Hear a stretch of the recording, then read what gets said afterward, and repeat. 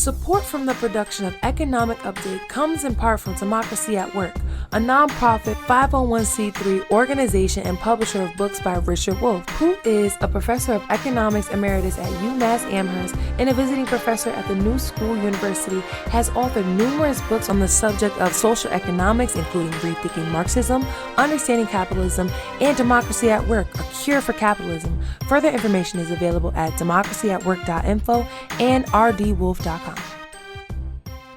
Welcome, friends, to another edition of Economic Update, a weekly program devoted to the economic dimensions of our lives and those of our children. I'm your host, Richard Wolff. Today's program will be talking about union struggles in the city of Los Angeles, talking about how capitalism versus socialism deals with the artificial intelligence challenge to our economic situation.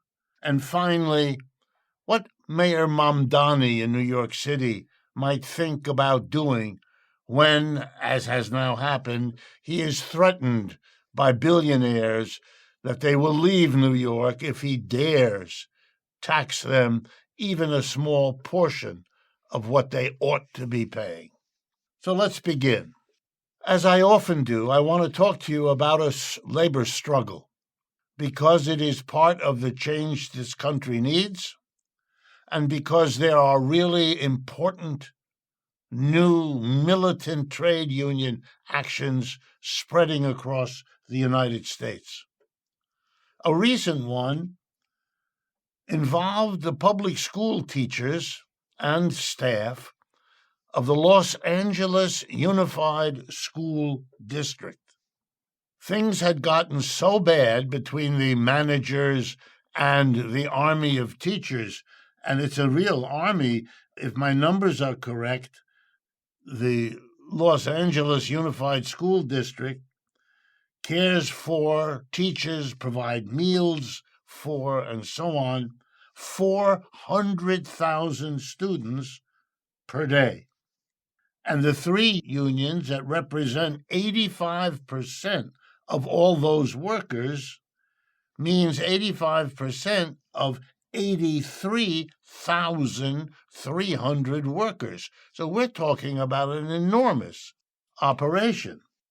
If my numbers are correct and my research is good, then Los Angeles is the second largest school district, school system in the United States.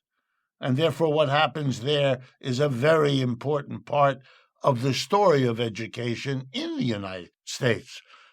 Well, they were going to go on strike. The date was set, April 14th of this year. But just at the last moment, they reached a tentative agreement. Here's the three unions. The United Teachers of Los Angeles, that's one. Local 99 of the Service Employees International Union, that's two. And the Associated Administrators of Los Angeles, that's three. And they work together. Let me underscore that. They work together. Just like workers become more powerful if they're in a union, unions become more powerful if they work together. It's the same logic and the same improved power at the bargaining table. So here are some of the highlights that they were able to achieve. A 24% wage increase. That alone is an extraordinary achievement. Expanded work hours for members, allowing them to qualify for health benefits. Very important, as all teachers or school workers will tell you. And it also canceled layoffs for roughly 245 information technology technicians working in and for the school system. Annual salaries of a special group of them, 13.8%, 6% increase. Annual salaries. I could go on. It's a remarkable settlement, major improvements. Administrators also won gains that are important for them. An 8-hour workday, a 40-hour work week, flex time with notice, a 13% wage increase, many gains that other workers need, but many other workers who lack either unions or unions that work together with others will not be able to match. And therein lies a lesson you can all draw. The second update I want to turn to has to do with artificial intelligence. And I want to show you how capitalism versus socialism handles artificial intelligence differently.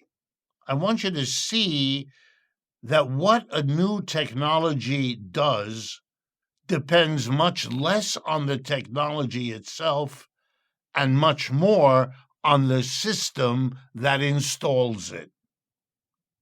So now very quickly, an example. Imagine a piece of equipment, in this case, artificial intelligence, that makes all the workers in a factory, office, or store, or a portion of them, it doesn't matter, twice as productive as they used to be. Okay? Let's take for an example, an enterprise has 100 workers. What does the capitalist who owns and operates this enterprise, whether that's an individual or a partnership or a corporation with a board of directors, what do? And I'll tell you. They buy the equipment and they fire half the workers. You all know this. That's why there's the alarm. AI is bringing a wave of unemployment. What that's really saying, translated, is AI brought in by capitalists will produce a 50% unemployment, half the worker. 50 workers will be fired. Why? Because the other 50 with AI can do as much as 100 used to be required to do. The capitalist is very happy. He produces just as much output before, now with 50 workers that he did before with 100.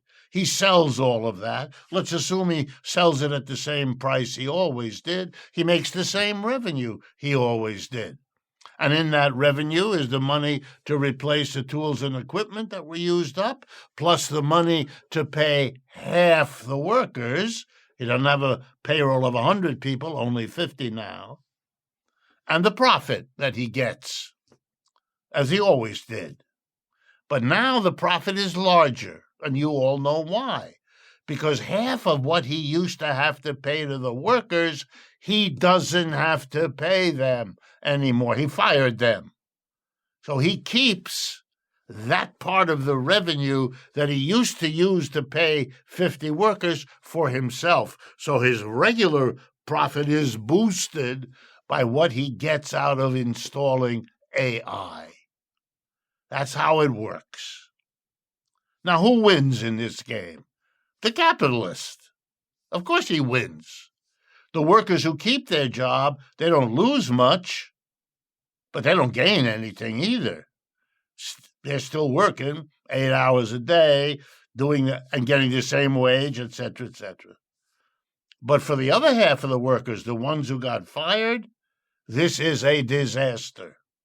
And for the local community where those workers who got fired used to go, to bowling or to the bar or to the grocery store, they don't have the money because they lost their job. So that's going to hurt the community. How would socialists do this? Let's assume a company owned and operated by the workers themselves. What would they do? Would they turn away from AI? Not at all. They would be eager to install AI, but they would do it in a different way. They would say to all the workers at the workplace, we have wonderful news. We're buying AI, and we're going to cut your workday in half. That's right. You're going to come, and 4 hours later, you're done. Not 8 hours later, 4 hours later. Why? Because with all of you working 4 hours, half a day, with AI, we can produce as much because you're all doubly productive as we did before. So the benefit in a socialist arrangement will be a technology that liberates half the work time of the working class. It's good for the workers, and they're the majority. It's wonderful for them. AI is a boon, not a threat. It's a threat because of the capitalists. And here's the sad reality. Capitalists will install new technology to make more money. And at the same time, they'll fire the workers who allow them to make more money. I just showed you how that works. In other words, the way capitalists do it widens the inequality in a society. It makes a capitalist, already the richer folks in our community, even richer. And it savagely attacks the working class by firing half of them, making them poorer. Rich get richer, poor get poorer. Not a mystery, not a biblical foretelling, but a feature of capitalism, which is why we have Elon Musk and all of them on one side and the millions on the other. The problem is not AI. The problem is a capitalist system that controls how AI is utilized and installed. The last update I have time for is The Threat by Kenneth Griffin, head of Citadel, a hedge fund, to leave New York or to not build his headquarters in New York if Mr. Mamdani, the new mayor of New York City, goes through with his program to tax people who have a second apartment they don't live in New York City. And if they are the rich, who are those people? Mr. Griffin threatens, and many of you seem to think that the capitalists, the rich, can threaten not to pay taxes, get away with it, because everybody has to be afraid they might leave. That's a way of thinking that doesn't understand the tools that a mayor who was determined to do this, as Mamdani seems to be, and even Governor Hochul is in agreement with it, want to do a small tax on people who get away with not paying their fair share. Well, let me urge all of you to remember, a mayor has power. Any company that threatens to leave New York City should be, my advice, told by the mayor, if you do that, we will use every legal tool at our disposal to tell the people of the United States, not just the people of New York, that you did that. And they might want to think about the fact that you did that you're not a good citizen, that you don't pay your fair share of taxes, that you will not help the city solve its fiscal problems, even though you're already a billionaire and among the richest people on the planet, as Kenneth Griffin is. The mayor of New York could convince many people around the country not to put their money with Citadel, not to be part of the Citadel portfolio of companies like Avis Rent-A-Car and so on. These are important weapons that can be used. You don't fold up your cards and quit because a billionaire threatens to hurt you. If that's the way they're going to react to paying their fair share of taxes, well, then the gloves are off, but they're off on everybody. And those companies are vulnerable too if a mayor and the people who support him understand it. Stay with me. We've come to the end of the first half of today's show. We will be interviewing Dr. Harriet Fraud in the second half, and I think you'll find her analysis of the turning away from having children around the world very worthwhile. Stay with us. We'll be right back.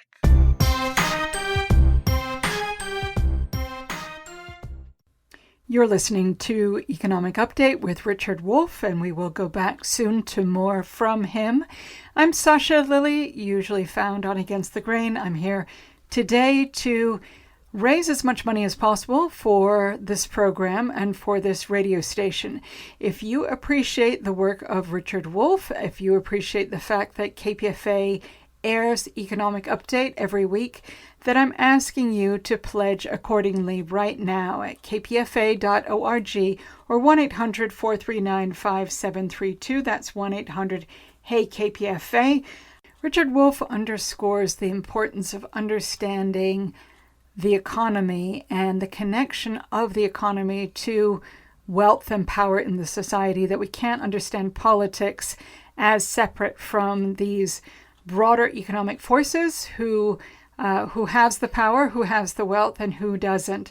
And if you appreciate that sort of insights, those sorts of insights into the world around you, then please support KPFA right now at kpfa.org, 1-800-439-5732.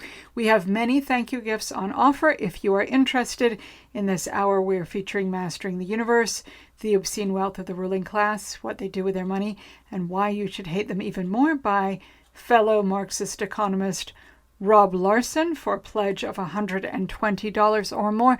As I say, though, many thank you gifts on offer, or you may prefer a pure pledge where you just pledge to KPFA, recognizing that ultimately what you are getting is the free flow of unfettered critical information from this radio station, from the left, from figures like Rick Wolff. Consider, if you're not already, becoming a sustainer. It is a fantastic way of sending a steady stream of income our way, so we are not as dependent on fund drives. It is a really great way of kind of keeping us on an even keel. kpfa.org, 1-800-439-5732. That's 1-800-HEY-KPFA. And I should say that we have a fair amount of ground to make up in this drive. We need to sort of marshal all of our forces and raise as much money as we can. I don't think I need to tell you, these are difficult times. These are times in which we need KPFA to be as strong as possible. There are so many things happening in society so fast, coming fast and furiously, and to be able to do justice to them, this radio station needs to be operating at full force, at full strength. And so I'm asking you to give as generously as you possibly can to keep us going, especially if you appreciate the kind of perspectives you get in this hour. If that is something meaningful to you, that I'm asking you to do what you can to support it, because it is not common to have a Marxist economist on the air of stations that are funded by corporate dollars, commercial interests, for reasons I think you can deduce. Those advertisers aren't super happy about having anti-capitalist perspectives on the air. On the other hand, KPFA, it was premised and is premised on the idea that media should be separate, independent of those powerful commercial interests, those powerful corporate interests that shape the rest of society, and that by doing so, you allow information to flow that is not tainted and warped and altered by the power of those interests. So it does require, of course, going to our listeners and asking you to step forward and support us. And we're doing that right now. I'm going to go back to more from Richard Wolff. But I'm hoping to get people to step forward and pledge while we're listening to his voice at kpfa.org or 1-800-439-5732. That's 1-800-HEY-KPFA. Here is more from Economic Update with Richard Wolff. Welcome back, friends, to the second half of Economic Update. It is my pleasure and my honor to bring back Dr. Harriet Fraad, who has been before our cameras and here in the studio with us many times. You know her. You have written to us about her. And we're bringing her back to talk about a remarkable phenomena. She calls it, as others do, a birth strike, a decision by couples around the world not to have children. And it's remarkable. It is a fundamental demographic shift, and it's something we want to explore. Dr. Harriet Fraud is a mental health counselor and hypnotherapist in private practice in New York City. She has been in practice for 50 years, and she has been a left activist for far longer. Her current podcast, Capitalism Hits Home, is available on YouTube and through Democracy at Work. She speaks and writes on the mutual shaping of personal life with politics and economics. So, first of all, Harriet, thank you very much for joining us. Glad to be here. Okay, tell us, let's start right off the bat. What is this quote unquote birth strike that you say is happening in the US and globally, and how long has it been going on?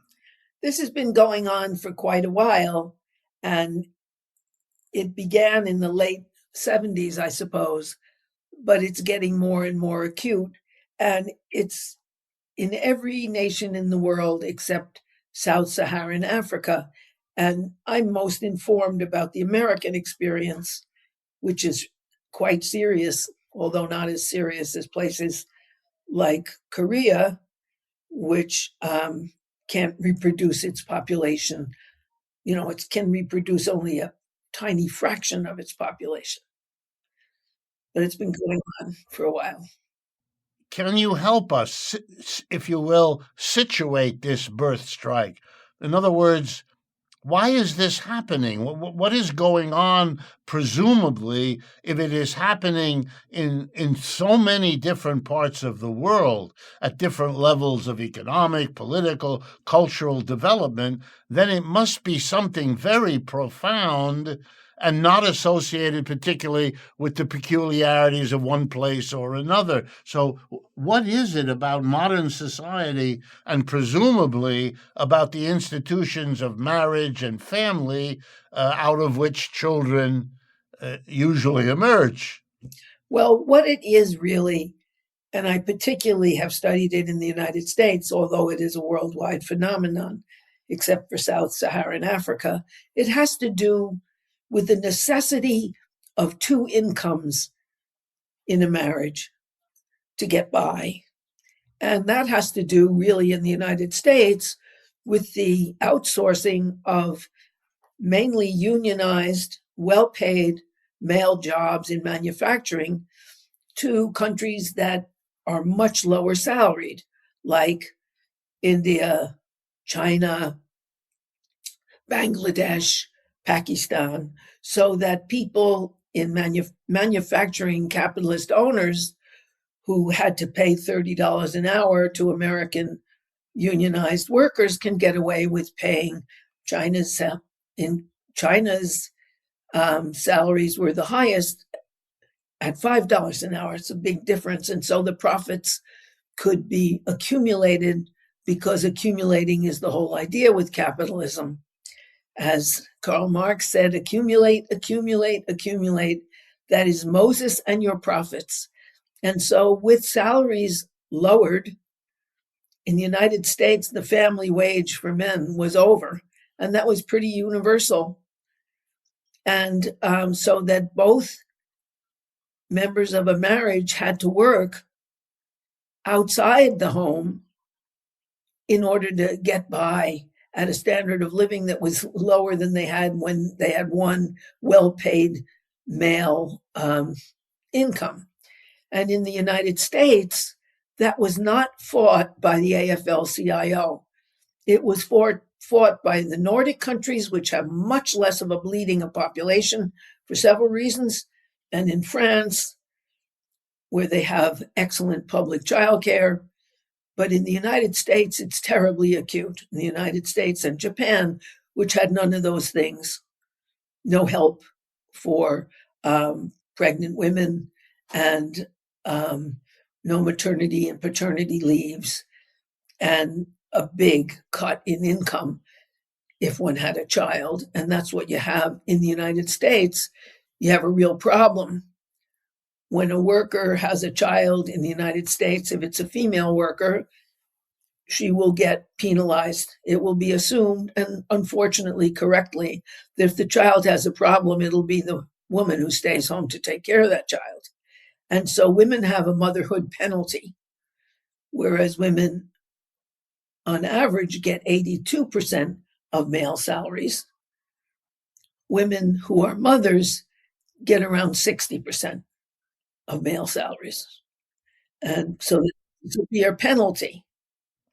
So your argument is, in part, that the economic changes of the last, let's say, 30 years or more, have made the decision in a way for young people not to have children.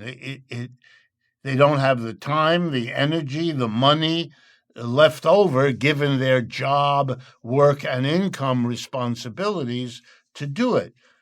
But I'm assuming, knowing you and your argument, that there are other reasons in addition, not instead of, but in addition to the economics, that are making this happen. Yes, there are. One is the women's movement, which emerged in the late 60s, which mitigated against the idea that women should serve men. Now, that mitigation of the message that women are inferior in order to serve men, that's their destiny, or women should have children because that's their only fulfilling destiny. That's the point articulated by Vance, America's vice president, that women who don't have children are dried up cat ladies. That put down really wasn't sufficient, because married couples found that they couldn't survive without childcare, without generous paternity and maternity leaves that countries that don't have such a bleeding population have, like Norway, Denmark, Sweden, Finland. They have much less of a birth strike for several reasons. One is because they have extensive maternity and paternity leaves. The second is that they have universal childcare paid for by the government. In the United States, for example, infant daycare costs on average $21,000 a year. Most Americans don't have $21,000 that they can take off the top for daycare. And if you have two children, okay, that's $42,000 a year. The only people who keep having as many children as they used to is the top 1%. And of course, that's understandable, because they can hire nannies and maids and cooks and all the kind of personnel that take care of the household. So that Sheryl Sandberg, in her book Lean In, says, and Sheryl Sandberg was a vice president of Facebook and got a huge salary. And she says, of course, women, you can have it all.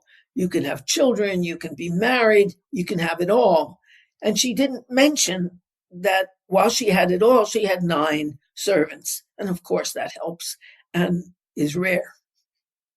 Let me turn to the other side. Instead of asking you more about what causes this phenomena, what do you think are some of its effects? I mean, how would you help us begin to think about the next years of American history when we are not reproducing our population? We are having a birth strike, especially when you put that together with deporting immigrants on a mass scale. What is coming down the pike as a result of this? Well, as a result of this, you're going to have a real problem, because as America loses its imperial dominance, you have a real problem, because salaries are lowered, because the rich want to keep it up with their wealth and transfer the suffering down, which they are doing.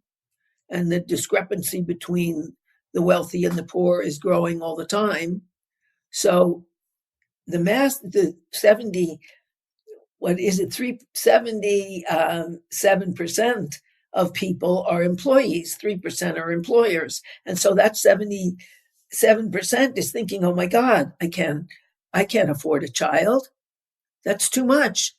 Plus, women now have to work outside the home and make a living, and then don't want to come home and have a second shift of housework and childcare, are leaving marriages. 70% of marriages now end in the United States end in separation or divorce, because 50% of first marriages, 63% of second marriages, and 73% of third marriages end in legal separation or divorce. Legal separation or divorce costs on average $10,000. So you have at least 10 to 15% of couples who don't have the 10 grand and just make mutual agreements and separate. And so that people aren't staying married anymore either, because because men, to assuage their injury as men that they can't support their families, are asking for more dominance at home and more housework and childcare from their wives, who are saying, are you kidding? I'm not doing a second shift. And most divorces are now initiated by women. That old saw of women dragging men to the altar, blue-collar men can't get anybody to marry them because they can't support help in the household and for children. So that the whole scene changed. And when capitalists just went for more money, the effects on the family and on children's lives and on women's lives were not considered. Just more money was the consideration, because that's what is expected of them. More for me. I want to thank you for joining us. This is a very, very important topic. I have the feeling we'll be bringing you back before long to take us through the next steps of how this is evolving. I hope you all found this as interesting as I did, and in any case, I look forward to speaking with you again next week. You're listening to an extended version of Economic Update with Richard Wolff. We will return to more from Richard Wolff as we go, but I need to take a few minutes to raise money for this radio station that allows Richard Wolff a platform, that gives Richard Wolff a program on these airwaves every Friday. If that is something that is of value to you, I'm asking you to pledge accordingly, to pledge as generously as you are able. Many thank you gifts on offer, kpfa.org, if you want to go and check them out, or you can call 1-800-439-5732. That's 1-800-HEY-KPFA. You may want to avail yourself of the many thank you gifts on kpfa.org, or you may just prefer to pledge without getting one. Whatever works for you, we strongly encourage you to do what you can right now to pledge your support to KPFA. We are featuring in this hour Mastering the Universe, the Obscene Wealth of the Ruling Class, what they do with their money, and why you should hate them even more. That is by Rob Larson, who, like Richard Wolff, is a Marxist economist. The book looks at the power of the ruling class, how they become so wealthy, what it means for the rest of society. And if you're interested in that, thank you gift, $120 or more is the pledge for that. That's $12 more a month.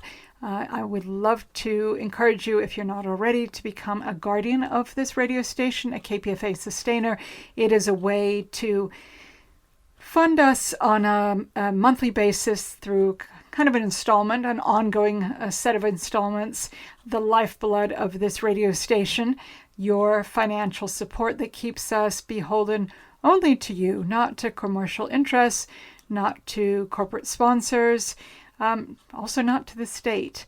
We are beholden just to you, and that independence has never seemed so precious as it does right now, but it does also mean that we need to turn to you again and again to ask you to fund KPFA. KPFA, of course, is the mother of listener-sponsored radio. The founders of this radio station pioneered a model that is now adopted around the country and around the world. But it started here, and unlike in many, many places, certainly in the United States, it is really purely listener-sponsored radio. It's not underwritten by corporate sponsors as some sort of afterthought, which actually fundamentally alters and skews the sort of information that you get. kpfa.org, 1-800-439-5732. That's 1-800-HEY-KPFA. Here on KPFA, and I would say Richard Wolff does the same, we frequently talk about our collective capacities to change the world for the better. And the coming together that is necessitated by this model of listener-sponsored radio, listener-funded radio, really is based on the idea that people collectively will come together for this public good, this commons that is KPFA, and that by doing so, you are enabling an entirely different kind of media system and information to flow. kpfa.org, 1-800-439-5732. That's 1-800-HEY-KPFA. And giving to KPFA and knowing that you're part of funding this radio station, I think can be a partial antidote anyway to the atomization that I think capitalism creates, the sense that we are individuals separate from each other. Here we come together, hopefully not just across these airwaves, but crucially across these airwaves. Collectively, funding KPFA is a very important way, I would say, to break through that kind of atomization and come together collectively, something that generations upon generations of listeners have done for this radio station over 3/4 of a century, which is, I would say, rather miraculous and amazing, given the forces that this radio station has been up against, the things it has had to contend with. And yet, I think it's the dedication of our listeners, the recognition of how vitally important and crucial this information is, the information that is allowed from this model of listener-sponsored radio, that keeps generation upon generation of listeners standing up for us. But that commitment has to be renewed multiple times a year during fund drives. And as I say, if you become a sustainer, it makes us even less dependent on the fund drives. But we do need an ongoing source of your support to keep us able to do the work that we do and to allow a place, a home for someone like Richard Wolff. kpfa.org, 1-800-439-5732. That's 1-800-HEY-KPFA, kpfa.org. We're going to go back to more from Richard Wolff, and in this piece that we'll hear from, he talks about underclass society, how surpluses are extracted, including under capitalism. And I would say it's precisely these kinds of discussions which show how KPFA is so different than media that is driven by the profit motive, to be able to have these kind of discussions about, the dynamics that are at the heart of capitalism. So let's go now to more from Richard Wolff, but please keep supporting us. Please keep pledging. kpfa.org, 1-800-439-5732. That's 1-800-HEY-KPFA. I want to thank those who've pledged so far. We need a whole lot more of you to pledge. Here's more from Richard Wolff. The concept I use, the key concept to understand an economy, does come from old Karl Marx. He was the one who developed it. There were earlier formulations of ideas similar, didn't come fully formed out of Mr. Marx's head. He was dependent on Adam Smith and David Ricardo and many of the great economic thinkers before him. But the name of the concept, as it has come to be translated into English, Marx originally working in the German of his native country, is the concept of the surplus. So I want to begin by making sure we all know what the surplus means, and then we're going to use it to make sense of things, including the difference between socialism and communism, which will come as a surprise to Mr. Trump. A surplus is very simple. It's the difference between what any community produces and what is consumed by the people engaged in production. Let me unpack it briefly. In most communities, adults, most of them, work. That is, they use their brains and their muscles to transform items given in nature to items suitable for our consumption. They convert a tree into a chair. They convert a woolen sheep into a sweater. They convert the soil into food, and so on. But when human beings in communities, and here they differ from many animals, not all, but many, when human beings do this in a community, we notice, if we pay attention, that in all human communities, whoever the adults are who are doing the work, they always produce more than what they themselves consume. That more is what we mean by surplus, real simple. In ancient society, adults produced more, for example, to feed their children. Children need to be fed even before they're old enough to do the work themselves. Elderly can be sustained by a surplus, by having the adults who do the work produce more than they themselves consume. Sick people can get that. Civilization is sometimes understood as a process in which we become more and more able to produce a surplus over time. We become more productive. We can produce more surplus. We learn how to use machines and technical and chemical processes and so on. And with more and more surplus, we can sustain more and more people who don't have to work, but who can live off of a distribution of the surplus. Now, human societies have organized the production and distribution of surplus in a variety of ways. Here's one you've heard about: slavery. In slavery, a portion of the adults, the slaves, do the work. They use their brains and muscles to produce food, clothing, shelter, and everything else. Above them is a group of people, masters they're called, who get the surplus. It's produced by the slaves, but delivered by them to the master, because that's how slavery works. They want the approval of the master. They believe it is perhaps their duty to do that. It is perhaps God's will that they do that. They're perhaps afraid that the master will hurt them if they don't do it, and so on. Slaves produce a surplus that masters get. Feudalism, a completely different system, doesn't have slaves. Nobody can be the property of anybody else. That's what you have in slavery. You don't have it in feudalism. Feudalism exists in Europe from about 500 A.D. to about 1600, 1,000 years. In that arrangement, the mass of people doing work were called serfs. They weren't slaves.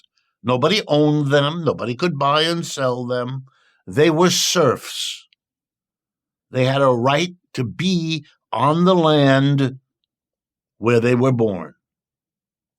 They had to work on a piece of land assigned to them. By whom? By the lord of that piece of land. By the way, the land was called the manor. The lord of the manor, the man in charge, and then the serfs who did the work. And yeah, once again, the serfs who did the work produced a surplus. And they delivered that surplus to the lord, and it had a name. The name given in feudalism was the word, you'll find it familiar, rent. It's something you give to a landlord, isn't it?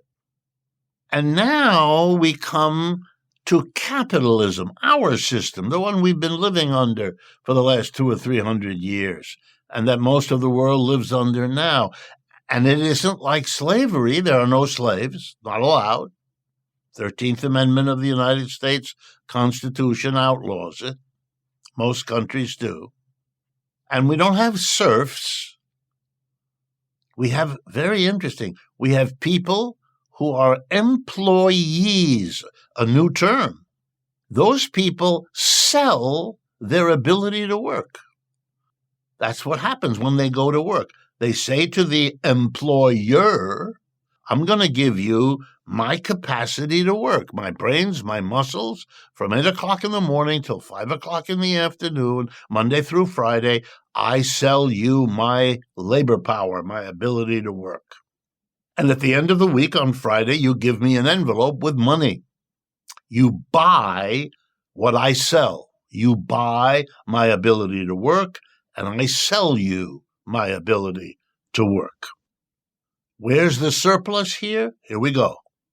When you take a job, think of it this way. Let's imagine a job. You're working in a factory that makes ladders. The employer buys wood, glue, hammers, nails, whatever goes into the ladders that are to be made. And he spends, let's say, $100 to get all those things, the raw materials and the tools. Then he comes to you, the worker, and he says, I want to buy your labor power. I want you to come here 9 to 5, Monday to Friday, and I want you to work with the tools I provide on the raw materials, the lumber and the glue, etc., and I want you to make ladders. During your work, you add value to the product. In other words, there's $100 worth of glue, metal, lumber in that ladder, plus, let's say, another $100 worth of value added by your labor, because your labor does something. It takes the wood and makes it into something else, the glue into something else. You're making something more valuable than the components that went into it. The worker adds value by his or her work. Now, here comes the surplus. At the end of the week, the employer takes all the ladders and sells them. He uses part of the money, say the $200 per ladder, $100 for the raw materials and stuff in it, and another $100 of the value added by the worker. He uses $100 to replace the tools, equipment, and raw materials he used up. That leaves him $100. Out of the $100 left, he takes, here we go now, $50, and he gives it to the worker. That's your wage, he says to the worker. That's what your labor power is worth. That's what you have as the money to go and buy the food, clothing, shelter you need. The remaining $50, value you added, but that I don't give back to you, that's mine. That's the surplus, and I'm the employer. I get it. In capitalism, there's a surplus just like slavery and feudalism. It's just organized differently. You're listening to an extended version of Economic Update with Richard Wolff. I'm Sasha Lilly. This is KPFA's Fund Drive, and we are raising money here for this radio station and programs like Economic Update. KPFA.org, 1-800-439-5732 is the number to call. That's 1-800-HEY-KPFA. And I invite you to support KPFA right now and do what you can. If you're a fan of Richard Wolff, if you admire his work, then I'm asking you to pledge your support for this radio station that allows him a home here and that welcomes perspectives like his that are way to the left of anything you hear in the rest of the broadcast media, in the mainstream media as a whole, especially in the realm of economics. It's really rare to hear economists on the left as part of any discussion or debate, and yet obviously, as Richard Wolff illustrates, there is so much to be said from a left perspective. kpfa.org, 1-800-439-5732. That's 1-800-HEY-KPFA. We are tasked with raising a substantial amount in this hour, and the hour is heading toward a close. So I'm asking you, if you've been holding back or listening to what we've been featuring this hour, and you are moved in any way by what you heard, a discussion of the extraction of surplus in class society, especially or including in capitalism, a discussion that, you're not going to find on the pages of the Wall Street Journal. You're not going to find on the pages of the New York Times. You're not going to find, certainly on Fox News, but CNN or any of the other mainstream media outlets. But you do find here on KPFA, thanks to Richard Wolff, but especially thanks to the whole model of listener-sponsored radio, this way of funding the media. I mean, one of the things that Richard Wolff underscores is political economy is everything. And the financial model, the economic model that a media institute is premised on has everything to do with what comes out of it. And it is a privilege to be on these airwaves. It is, however, very distressing and tragic that KPFA is such a lone voice in allowing the flow of information that is unfettered and uncorrupted by commercial interests. So I'm asking you to be part of what makes KPFA so unusual by joining your fellow listeners right now and pledging your support to this radio station, kpfa.org, 1-800-439-5732, 1-800-HEY-KPFA. We have a lot of ground that we need to make up in this drive, so I'm asking you if you are able to give a little extra. Maybe you're a sustainer already, a sustainer who gives a monthly amount to KPFA. It's kind of a way to put it on autopilot, sustain us and not really have to think about it. Maybe you're a sustainer already. Would you be willing to increase your monthly donation to KPFA? Or maybe you haven't given in this fund drive. This would be a wonderful time to step forward and show your support to KPFA, kpfa.org, 1-800-439-5732, because we don't blacklist radical ideas on these airwaves. We don't have anyone looking over our shoulder saying, sorry, that sounds really interesting, but, we really can't air it because it could alienate our advertisers or put off people in power. None of that is happening here because we are beholden to you. kpfa.org, 1-800-439-5732, 1-800-HEY-KPFA. And I think one of the things that makes us so unusual is that this whole model of listener-sponsored radio, of non-corporate, non-commercial radio, allows us not only to feature perspectives that might be shut out of the rest of the media, but it allows us to explore ideas and politics and notions in depth, as you've just heard Richard Wolff doing.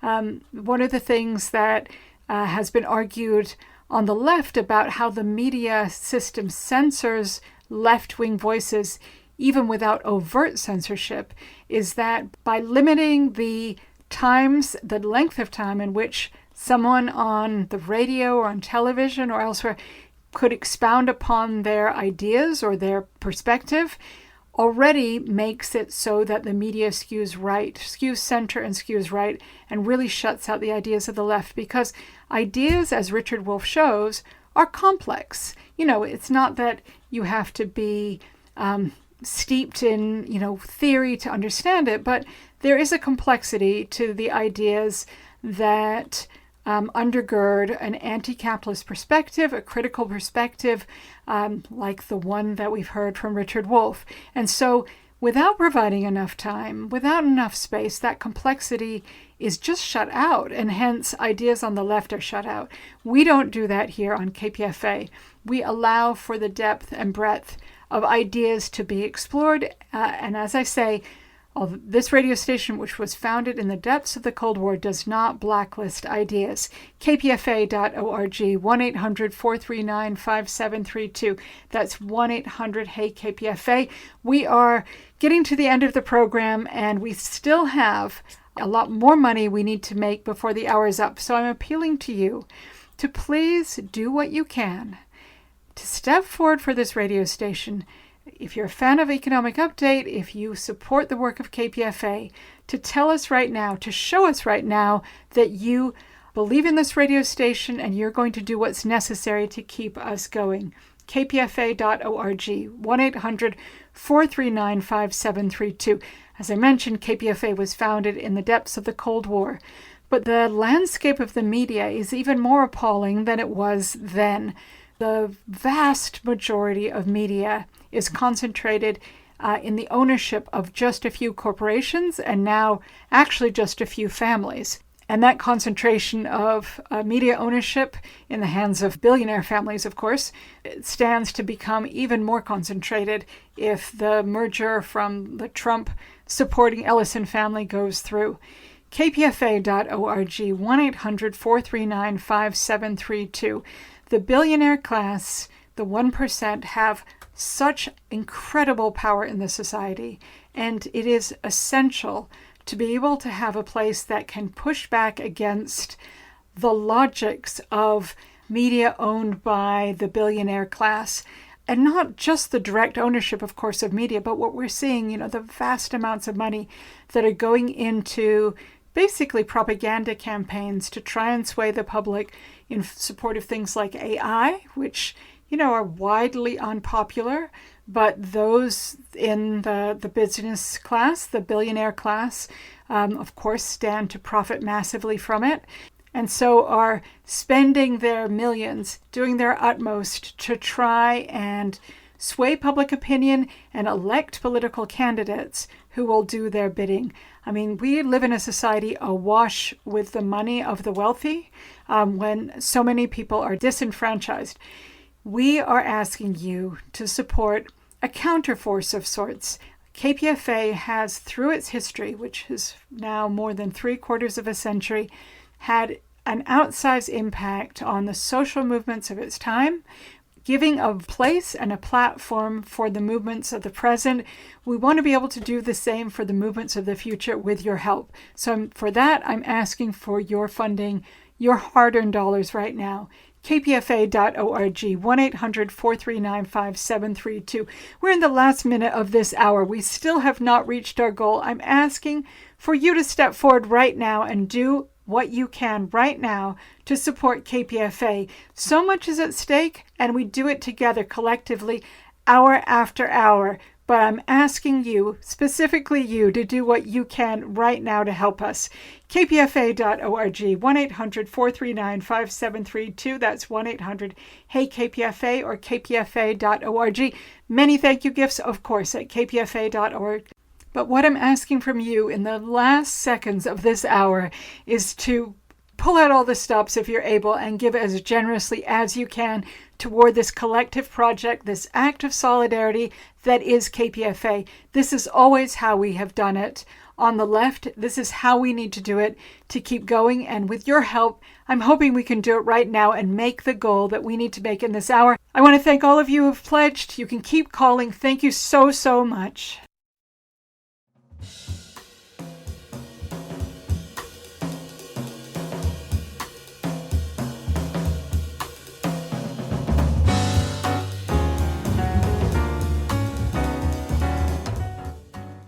That car in your driveway isn't doing much these days, but it could still take a stand.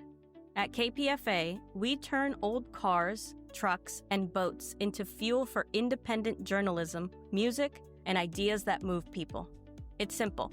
Dig up your title and VIN number.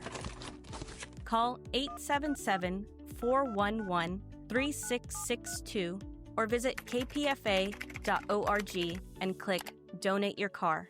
We'll pick it up, handle the details, and send you a tax receipt when it sells. You clear some space. We keep free speech on the air. So before you let that engine rust, let it do one last beautiful thing. Donate your vehicle to KPFA. and turn something parked into something powerful. 94.1 KPFA and 89.3 KPFB in Berkeley, 88.1 KFCF in Fresno, and online at kpfa.org.